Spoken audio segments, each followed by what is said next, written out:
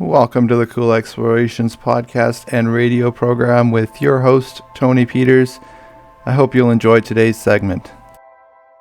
And now we're kind of going to get into the Bible section of this, and it ties in with, of course, what we've been talking about. And you had Jeremiah 29:11 as an important verse for you. Why is that verse important? And do you want to just read that verse for us so we have some context we can look at? Okay, I'll read it first. I haven't memorized, but in case I forget because I'm on the spot. For I know the plans I have for you, declares the Lord, plans for welfare and not for evil, to give you a future and a hope. So that's actually the life verse I chose for my son. When we were presented with him, I was ready to start the process again. My husband and I were kind of figuring out, like, what do we need to do? Should we go through foster care this time? You know, what does the process look like? We have no money. And I was coming out of a ladies' Bible study actually that night. And the lady who works at our attorney's office, who matches birth moms and families, called me. And I always say, if Marion is calling, you answer the phone. And so I answered, and she said, "Hey, the birth mom has called you and wants to know if you guys would like to adopt her son. He's due in a few months." And we had always said we would try to keep biological siblings together because the whole process of identity and being Mm-hmm. biologically connected is a very significant role in children's lives. And we said, okay. And so we started down the path of, let's do this. And so it was like money was coming in, but it was trickling in. It was getting to this point where my daughter was still using all the nursery furniture. She was still, so there was no furniture. There was no money for furniture. And then it was like, how will we do diapers and formula? How will we pay for this baby and a life with this child?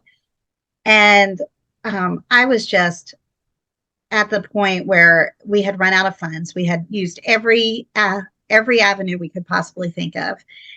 And I was sitting in his nursery and I was like, God, I'm really angry with you right now. I wasn't looking for this boy, and you put him in my heart. And I'm just really angry that you've gotten me to the point where we're going to have to call our attorney and say we have to pull out of this situation because we don't have any more money. And I just couldn't see what his will for my life was. And God brought this verse to my mind. And I tell everybody, you need to stay in God's word because this is how the Holy Spirit speaks to us. And and he just said, I know the plans I have for you. I'm not harming you. I have a perfect plan for you, and I have a hope and a future for you. You just got to trust me. And I just was crying out, and I said, okay, Lord, if this little boy is better off with another family, if I am meant to not be his mother because it's what is best for me and what is best for him, help me to see that you are still good and you are still God and that you have a plan that's better than mine. And so um, I just took up that verse, and within a couple of days, um, I had just released my anger, and I was like, you know what? This is what God has. This is good, and good. God is always good. And the very next day, we were supposed to be going to the beach, and some of my girlfriends said, "Hey, we're going to have like a game night tonight. We want to come." And I said, "Well, I'm just kind of in a really bad spot right now. I don't really want to come hang out, and we got to pack for the beach." And my one friend said, "No, you got to come. I'm insisting. I'm picking you up. You're coming with me." And so I go to our friend's house, and it was almost my entire church family was in that house waiting to gift us everything we could possibly need for the first year of life with our little boy. And I was so overwhelmed. And I was like, God, you gave us all of this to show me how good you are. And then a couple days later, while we were on vacation, and still trying to figure out, but what are we going to do about the adoption process? We got 2 calls about grant or loan adoption loans, which is almost like a grant. They said, we've approved you, and it was all the rest of the money that we needed. Wow. And it was just so clear that God just needed me to let him be God and stop trying to be in control. So Get out of the way and give him the reins. Yeah. yeah, Yeah. yes. Yeah. So I think like that verse is so, like, anytime I am struggling with God's plans for me, God reminds me, yeah, don't, like, look at your son. He's 12 now, and look, remember that day that you gave him to me? And here we are. So Yeah, and I think that that is really what the key essence of that verse is really speaking about in terms of it in taking it in context. I always like to have verses in context. That yes. really is just that putting the faith in God Hmm. and his son, Jesus Christ, the sacrifice that he made, just being like, I give it to you. I've tried to control my own life. I've gotten to that position. We all get even that comfortable in our Christian walk where we're just like, I've got things. Right. And then we find out we really don't and how much we really need God. Yeah, exactly. And I've been studying Jeremiah. I'm doing a read through the Bible this year, and I'm in Jeremiah right now.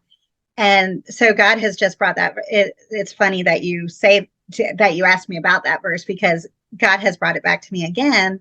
And just the way, like, the Israelites were turning their backs on God and worshiping false gods, and over again you see him saying, if you'll just turn back to me, if you'll just let me be in control, if you will just listen to the plans that I have for you, it's going to go well for you. But if you don't, there's consequences when we make bad choices. And we see that the Babylonians came in and captured them, and they had to be in exile for 70 years. And that's where that whole verse is saying, but God was still saying, live there, you're going to be in Babylon for a while, live there, prosper, marry your children, get them to build houses, and because that's where you're living, and you need to be successful and prosper where you are, and you want the place that you're in to prosper.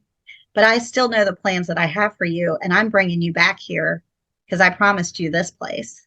And I'm still a good God, and I'm still the one who can be trusted. And even though you've turned your backs on me, I made a covenant with you to always be faithful to you and to always want what is best for you, and return to me because I'm good. Yeah, and oftentimes as Christians, we kind of get that out of just like, well, I don't have idols I worship, Right. but idols don't necessarily mean the engraved images that were No. there.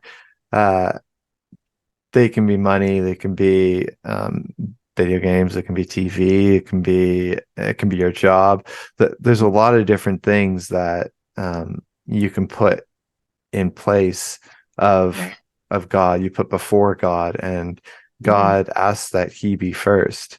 He be the Right. first thing that we prioritize, and we look through everything through the lens of, okay, what does God want, Right. and how can we glorify God through this? Right. So I think that is really really important to remember when we consider this verse and we walk through everyday life. That's all a part of it. So I think that's a great life verse that you've given your son. I think that's wonderful, and I think that kind of ties into the next question, which is looking back. At what points can you see God guiding your life and being like, okay, give me the reins. Here we go.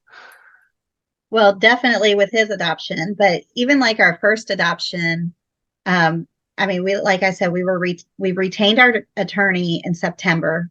We were matched in December, and our baby was born in April. And then we had everything finalized by August.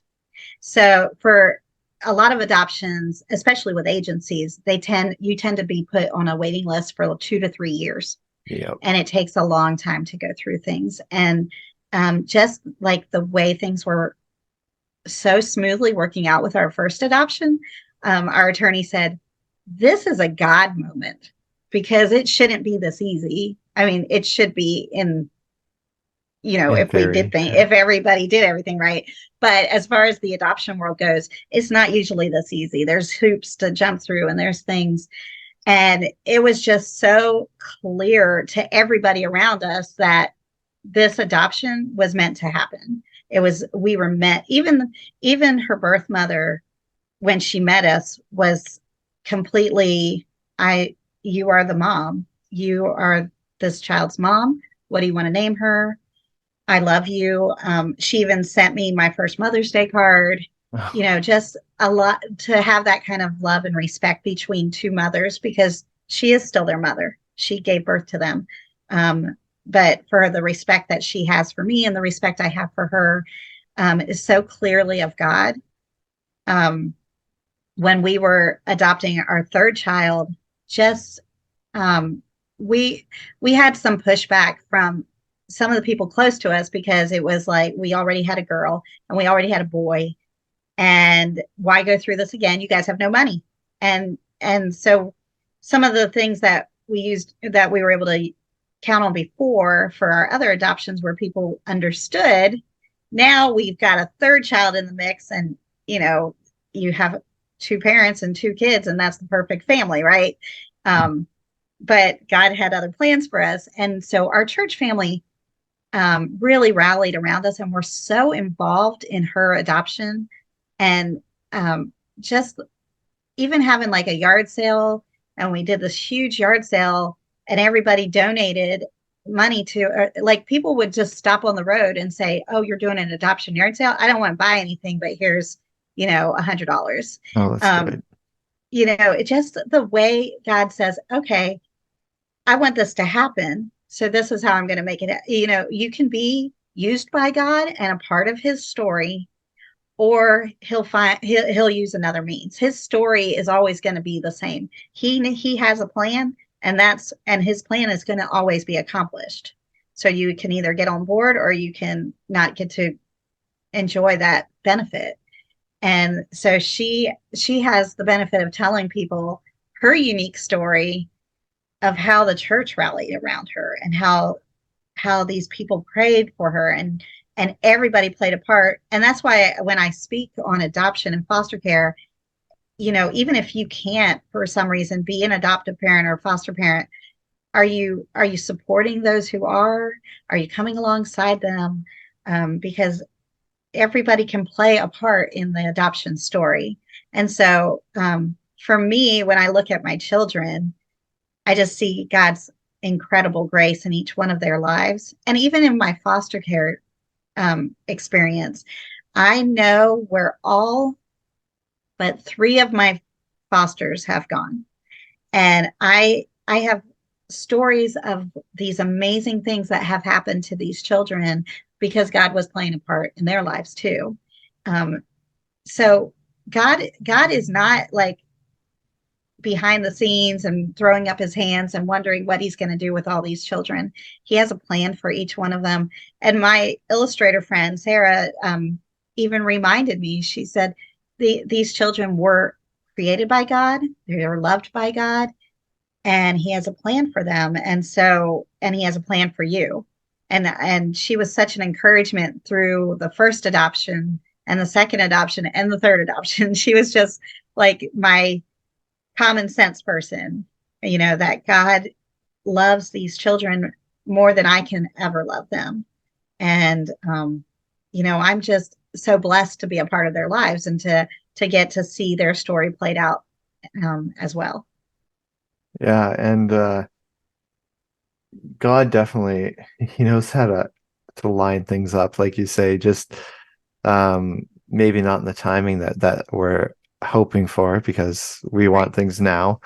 Mhm. But God says, wait.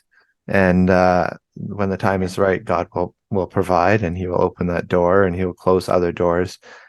Um, so I think that is definitely something key to remember.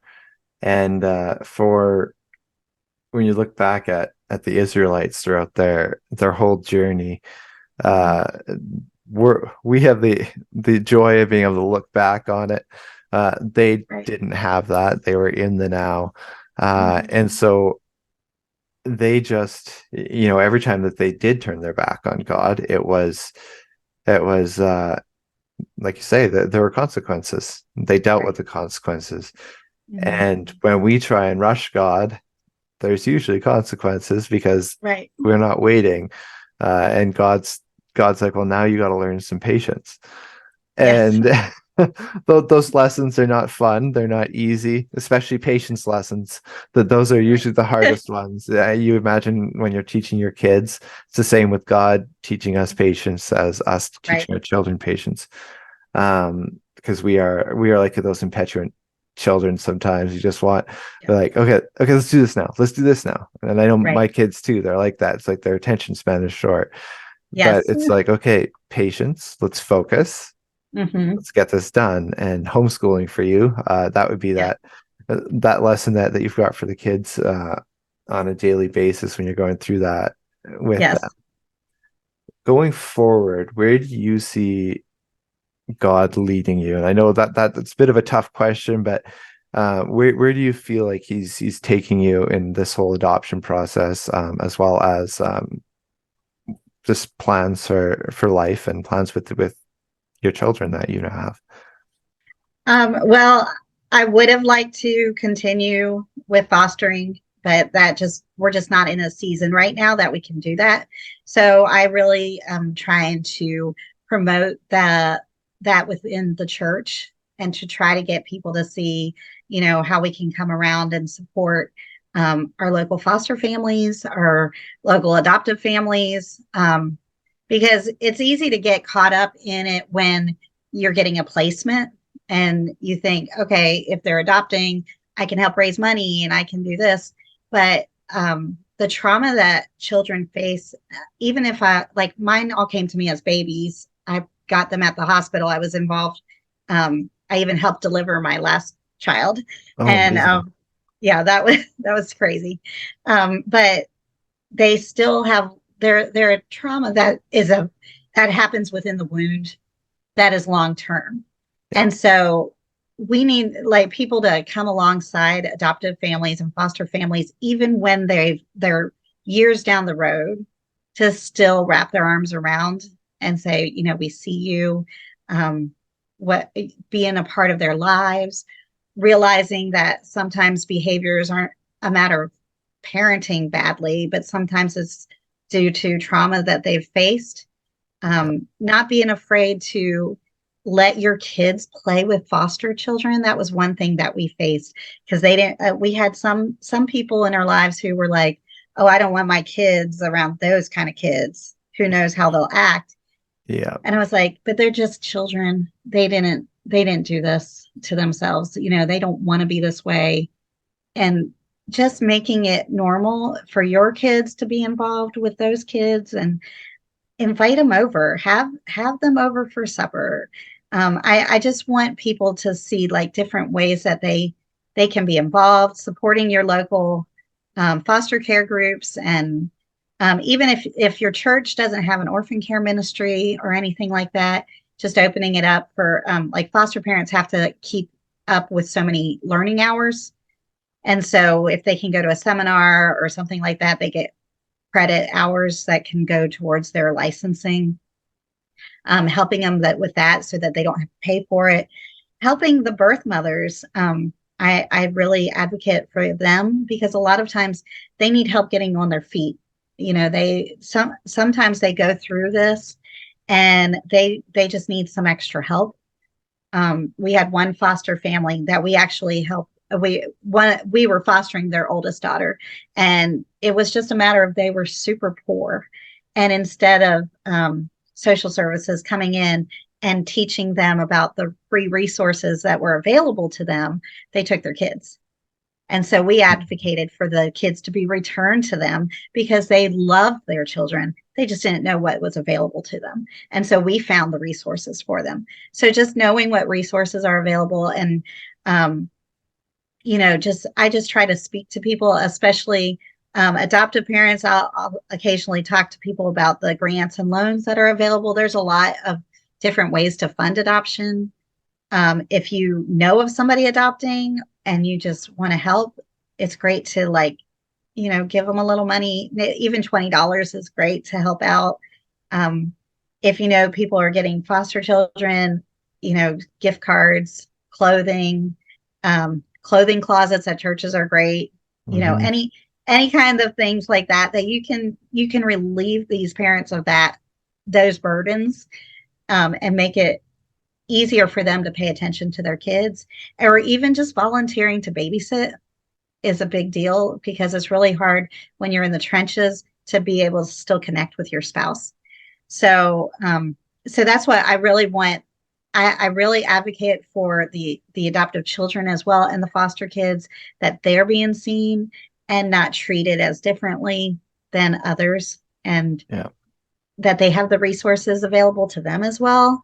Um, so I I'm hoping that that's where God takes me, that He continues to allow me to speak into the adoption triad and to be a source of help to those who are just starting out, who are feeling overwhelmed by the process. I love being a part of adoption groups on Facebook where I can say, hey, no, you don't have to stop what you're doing. There are resources available for you. And so that's what I've done with my adoption attorney. I've found adoption grants and loans, and ways to help um, the families and stuff so that they don't have to try to find all that information for themselves. And I've put it on our website so that they can find it easily. And it's on my website as well. Yeah, and people don't think about the fact that it's actually probably healthy for your kids to be associating with other kids that have different different troubles and issues Right. that they're dealing with, because it teaches them when they get into adult life that they're going to Mhm. have to deal with people who come from all kinds of different backgrounds, who have different, like you say, wounds that they're Right. dealing with. And it's actually healthy for them at a young age to be taught, well, this is how Yeah. we handle this, or teach the patients to be like, they're going through this. Can you look at it from their perspective? Right. Because we're lacking a lot of empathy in our society these days. We definitely are. And we're so intent on keeping or protecting our children Yeah, from those around. And then we're not teaching them compassion, or, you just don't know where another child has walked. And so, if we just they just need friends, and if you can just be their friend, you can change a person's world. yeah. Well, we so often can all be guilty of judging people based upon their actions instead Sure. of looking at the situation that led to those actions. Exactly. What put a person in that position that they were doing that? Is that saying Right. there shouldn't be consequences for those actions? No, there definitely should be. But Right. we need to come alongside and be like, okay, what led you to this? And I think that's something that's so broken with our justice system, as well as our childcare systems that we have, our social services, is they're so overwhelmed with how many people Yes. that they're dealing with that they don't have the manpower or the funding to be able Right. to get to the helping part of it. Exactly. Right. And these And we kids do. need help. They do. And we need to cut the caseworkers some slack because they are dealing with some bad situations, and they don't want to have to be the one to go in and take those children, but sometimes that's what they have to do. And my dad worked for he was a social worker when he first got out of college, and he dealt with some pretty rough stuff. And but these kids deserve to feel safe and loved and treasured. And so when you have somebody who's willing to go in and get them out of a bad situation, they need a little bit more grace, I think, too. Yeah. So even if you want to come alongside of the caseworkers as well, there's a new ministry here in our town, and they weekly will have like care packages for the caseworkers, to just encourage them in what they're doing because they're on the ground doing the hard stuff. Yeah, well, and my wife's cousin is a social worker, and she has thousands of kids that Yeah. she's dealing with. She's got to a desk full of papers of kids that she has to take on. And she's Mhm. like, I don't know how I can handle all these kids and all these cases Right. and really do my job properly and do these kids justice, which is what she went into it wanting to do, is to help these kids. But she's like, I don't, I have so many kids I'm helping. She's like, so many of them are just falling through the cracks. Yeah. And she, that's not what she wants, but she said that's the situation we're in because there's so many kids and families. Because she doesn't just deal with kids, she deals with seniors at times too, Right. and Mhm. even some people with some mental retardation, like Mhm. slowness. They deal with them too. So they've got so many people that they're trying to help that they just can't Right. help everybody. And I think that what we really need is we need to see more of the government to set up more of a volunteer system where people Mhm. can volunteer to come in and take on some of the casework that these people Yeah. have, working with, of course, the social worker as your Mhm. supervisor, but having it so that they can come in and help them with some paperwork that they have Right. with filing that stuff, or helping them with visits, being Right. like, okay, can you do a check on this senior, make Mhm. sure that their living conditions are well, that they're actually Right. meeting their needs. Or people who in town here where I live, we have what's called Southwest Homes. So it's actually people who can live on their own, but they struggle living on Mhm. their own because of some mental difficulties that they have or physical Right. disabilities. And they can go in and help them with that. And I had actually was being considered for working with them, and I just decided it wasn't for me. It was not something that I could do full Right. time as a job. Right. It takes the right person, and It does. if you don't feel like you can do it, you don't feel like you're the right person, then like you Mhm. say, find a way to support someone Right. who is able to, because not everybody is made so they can actually Right. foster or they can work as a social worker or what. Right. You've got to have the right mind for it and the You right do. body. And so it's great to see you supporting them in that way. And I would like to see the government come up with more of a proper system where we can Yes. actually volunteer to come along and help with Right. checks, or Mhm. or take the volunteer. I know there's the Big Brother program, Yeah. which is a great one, the Big Brother Big Sister program. But being able to just spend time, even if it's Mhm. go to a volunteer to babysit Right. for foster parents so they can go and have like a night out or something, Yes. because it's hard as parents. You don't get nights out. I know with my own two Yeah. kids, when the grandparents take them, we're like, oh, a night without kids, oh my gosh, Yay. we're going out for calamari, we're going out for Yes. to a restaurant, like so volunteer to even like babysit for Right. someone if you know that they're foster parents, to Yeah. just watch the kids for a couple hours so they can go out and have a break. There's lots of different things you can do, and it Yes. would be great to have the government have more volunteer systems where people can actually help out and support. And one of a great way to volunteer actually, and this is great for like maybe older people who don't, have the ability to take the younger children and even babysit, is to become a guardian ad litem. That's they have volunteers program here in my state anyway. I'm not sure how it works in every state, but in South Carolina, you volunteer to be a guardian ad litem. So when the kids have to go to court, they have somebody who's representing them and their needs, and the guardian ad litem will go into the home, to their foster home or the adoptive home, and make sure that the children are being taken care of, that the children are doing well. Oh, that's And great. so it's a really good way if you want to get involved. You can also be on the foster care review panel. Foster parents have to go. I think it's supposed to Oh, be every month, but it doesn't always work out. But you have to go before a review board and just let them know how things are going in your home. yeah. And so they need volunteers for that to kind of speak to the family. And there's so many different ways that you can be involved. But please, I always say this when I talk, stop saying, oh, I could never do that. I would get too attached. that is like a punch in the face to a foster parent because if we're not getting attached to these kids, then we shouldn't be fostering them. They deserve to be attached to. The Yeah. point is we're grown-ups. So we know that life is hard. We know that things are tough, but the kids don't need to know that life is this bad. And Yeah. we can give them a safe place to land and understand that their behaviors are not directed at us. We're just the safe place that they feel like they can act that way. Yeah. And so if you just support families and be careful, I try to educate on correct language because people don't necessarily say those things to be unkind. They just say them because they don't know better. And I used to be that way too. I would say those exact same words.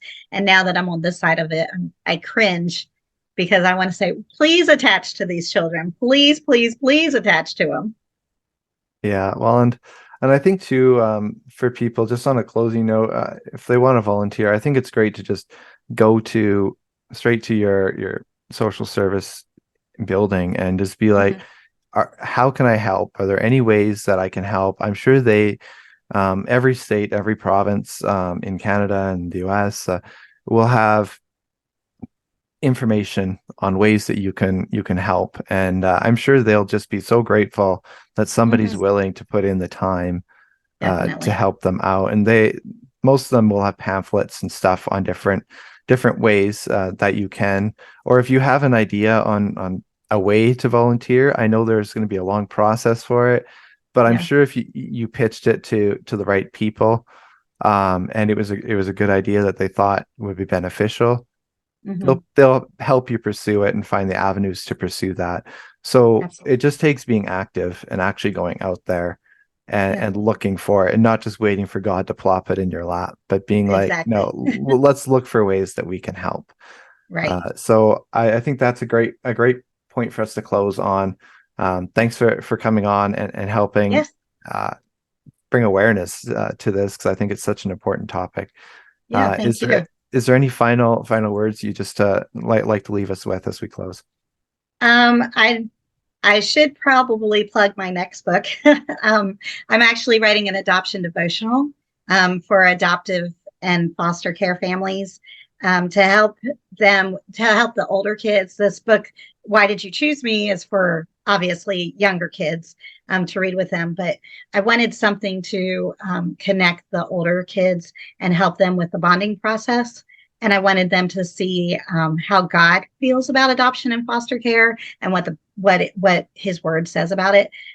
So that should be hopefully releasing next year sometime. So I am working on that one right now. So Awesome. Well, thanks again for coming on. It has been a real pleasure.